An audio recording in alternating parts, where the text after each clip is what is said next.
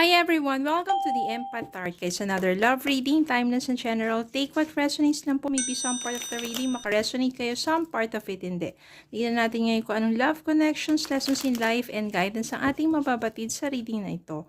Mga aral at gabay sa buhay, pag-ibig, iba't ibang mga connections, iba't ibang mga energies. Kaya, again, take what resonates lang po. Spirit guide, send me messages. Anong love connections ito, lessons in life, and guidance ang nais mong ipabatid sa amin, mga aral at gabay sa buhay, pag-ibig. Ano kayang love connections ito? Mga mensahe, mga gabay sa buhay, pag-ibig. Yan. Pa natin, ano pang mga love connections ito? Ano pang mga energies ito? Spirit guide, send me more messages. Okay.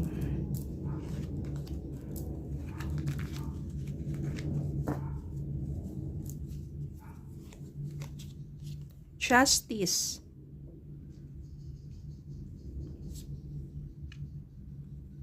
Ten of Pentacles. The Emperor. The High Priestess. Three of Cups. The Hangman. Ace of Wands. Ace of Cups. Six of Cups. Marami-rami ito Page of Cups. Knight of Pentacles. Temperance.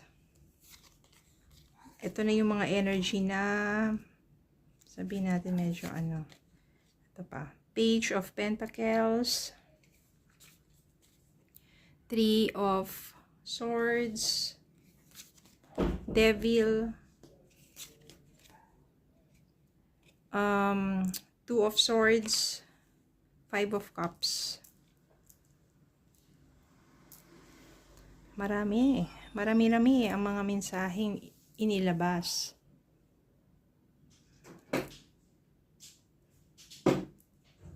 Pa tayo ng isa. Ten of Wands. Dito yan. Ten of Wands.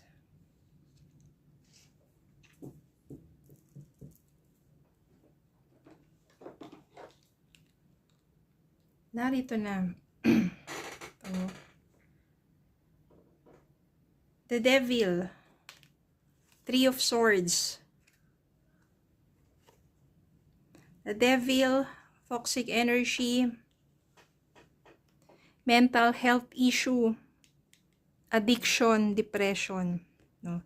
Dahil toxic ang inyong relasyon, ayan, nakatali kayo at hawak-hawak kayo at kontrolado kayo ng masamang espiritu, ng masamang energy. Kaya naging toxic ang inyong relasyon, nakakapekto sa mental health, nagkaroon kayo ng depression, sobra heartbroken, loneliness, betrayal, ganyan na nangyari sa inyo ng person mo. Kapag ganyan ang person na kasama mo, talagang walang may dudulot na maganda sa mental health, emotional health, pati spiritual mo, physical mo, magkakasakit ka pa, diba? Sasaktan at sasaktan ka lang. Nandiyan yung betrayal, nandiyan yung sadness, loneliness. O ano pa man yung naging dahilan, bakit pagka ganyan toxic ang person mo, nako, iwanan mo na yan. Mahalin mo na lang yung sarili mo. Burden, ito Ten of Wands, too much burden na, overburdened, overloaded ka na sa sama ng loob. Punong-puno na ng sama ng loob ang puso mo. Punong-puno na ng, sabihin natin, magulong enerhiya ang isipan mo. Yun ang bumabalot sa'yo. Kaya hindi na maganda pang magpatuloy sa ganyang klaseng relasyon. Kasi, kawawa ka lang. Sobra, maapektuhan lahat yan. Physical, mental, emotional, spiritual, lahat-lahat. Sobra. Loss, grief, sadness, regret. O bakit ganun? Yung person mo, wala siyang pakialam, pero ikaw, kahit pinipilit mong baguhin ang lahat, hindi na mababago pa. Kaya wala. So much regret na lang. Kasi bakit sumama ka pa sa ganung klaseng tao? Meron dito, hangman, mabuti na lang, nagkaroon ka ng sabihin natin ng time sa sarili mo. You need to let go. You need to think over and you need to let go. Kailangan mo nang pakawalan yon. Kasi kung hindi, baka yan pa ang ikasasawi mo sa sobrang dulot niya na sama ng loob. You have to let go sa mga ganong klaseng tao. Dahil kailangan mo muna pakamahalin yung sarili mo. You need time. Mag-isip ka, no? Parang muli kang mabuhay. Magsimula ka na pakamahalin muna yung sarili mo. Mas maganda nga dito yung inner child mo muna, no? Diba ano ba yung bilang yung mga children, diba? They need being taken care of. They need to be valued and they just want to be happy. So, dapat ganun. Dapat maging masigla ang puso mo. So, it's time for you to heal, to be back, bumalik sa pagiging sabihin natin yung sa inner child mo. And siguro mas maganda dito na to start over sa sarili mo lang. Sobrang dami mo nang pinagdaanan. Bumabalik nga yung mga memories na kasama yung childhood memories mo, pagiging playfulness, yan. Siguro naman kasi bata ka pa na pumasok sa relasyon na yon. Masyado kang, sabihin natin, mapusok, padalos-dalos, pero ang nangyari doon, nauwi lang din sa hindi magandang pagsasama because of maybe maturity o pareho person mo rin, ganun din, selfish, 'di ba? Pero dito, bumabalik yung mga childhood memories mo, being youthful, and you just want to be free. Ayaw mo nang ito, nagkakaroon ka ng new beginnings dito. Ibig sabihin yan, kung ano yung passion mo, no? When you are creative, do it. Pero this time, maaaring natuto ka na. Kasi,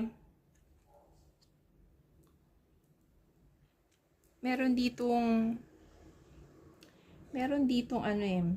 justice. Ito, justice, no? Natuto ka na doon sa mga consequences ng mga naging padalos-dalos mo ng kabataan mo. Andito na yung life lesson mo. Kaya kahit bumalik ka sa pagka-youthful mo, mas careful ka na, mas maingat ka na, at hindi ka na basta-basta papasok pa sa kung anumang relasyon.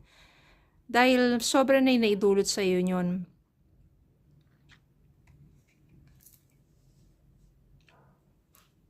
Meron ditong friendship. Mas maganda na ang connection mo muna ay yung mga kaibigan mo para mas malibang ka at bumalik yung dati mong sigla. Friendship, go meet your friends.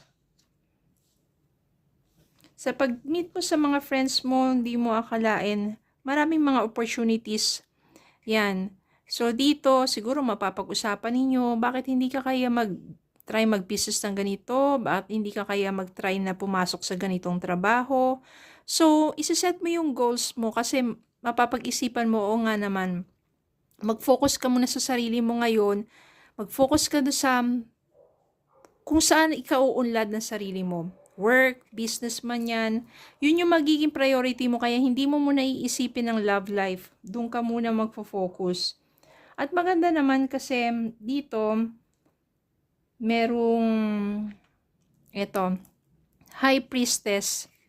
No, parang alam mo na kung anong gagawin mo sa sarili mo. Alam mo na kung paano pangalagaan, protektahan ang sarili mo.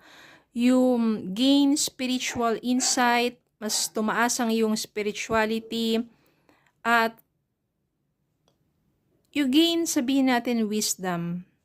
Yun sa natutunan mo do sa toxic na relationship mo, mas nagkaroon ka na mas malawak na pangunawa pagdating sa buhay.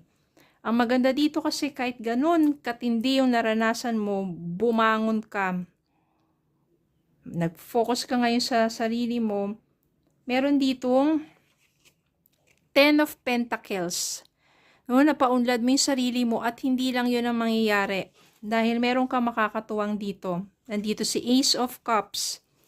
New love, new beginnings, new relationship, new romance, new happiness para sa'yo. Maybe this time, ayan, maybe this time no? Yung kantang yan. Knight of Pentacles.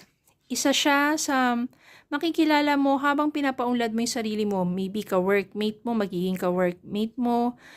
Maybe someone kasing hilig mo pagdating sa negosyo. No, someone na loyal. Someone na protective.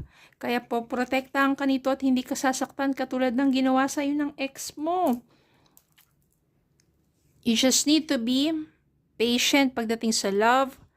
Kaya kung nakilala mo tong taong to, hindi ka na magmamadali katulad ang ginawa mo dati. No, you just be more parang kalmado ka lang pagdating sa pakikipagrelasyon. Emperor. Makikita mo tong taong to, si Knight of Pentacles, paglaon yan. Meron yan stability. Ito pareho sila protective, protection. So you will be secured. Masasabi nating secured. I can sense here meron ditong 2 of Swords. Bakit biglang nagkaroon ng 2 of Swords? Dahil I can sense here na yung ex mo magpaparamdam sa'yo at gugulo na naman sa isipan mo. Pero dahil natuto ka na, hindi mo nahahayaan na bumalik pa dun. Bakit ka pa babalik dun sa halos ikasira ng buhay mo, diba? So no na. Nandito ka na sa isang taong secured, protective, loyal, honest. Maganda ang inyong patutunguhan dahil nandito yung si 10 of Pentacles. Financially stable, wealthy. Bakit babalik ka pa sa Kumbaga, di ba parang sinabi nakaiga ka na sa kutsyon, babalik ka pa sa sahig. Natanggal mo na yung mga saksak sa'yo, hahayaan mo na naman. Di ba? Sasaktan ka na naman. So no na. Wag ka nang bumalik pa doon. Sa lahat ng pinagdaanan mo, dapat talaga natuto ka na. Kasi kung hindi, paulit-ulit lang yan. Hanggat di ka natututo, paulit-ulit lang yan. Pero dito naman, natuto ka naman sa mga pinagdaanan mong yan. Nasaktan ka, na-depress ka, bumangon ka, binalik mo yung inner child mo, meeting with your friends, go on, focus with your goals, nagkaroon ka ng panibagong pag-ibig, and it will all end well sa buhay mo. Because you learned the lessons, because you become more careful, spirituality, naging stronger ang yung faith. Yung sinasabi kanina, maybe this time, it will be love. True love. With someone who will protect you. Honest, loyal, with security.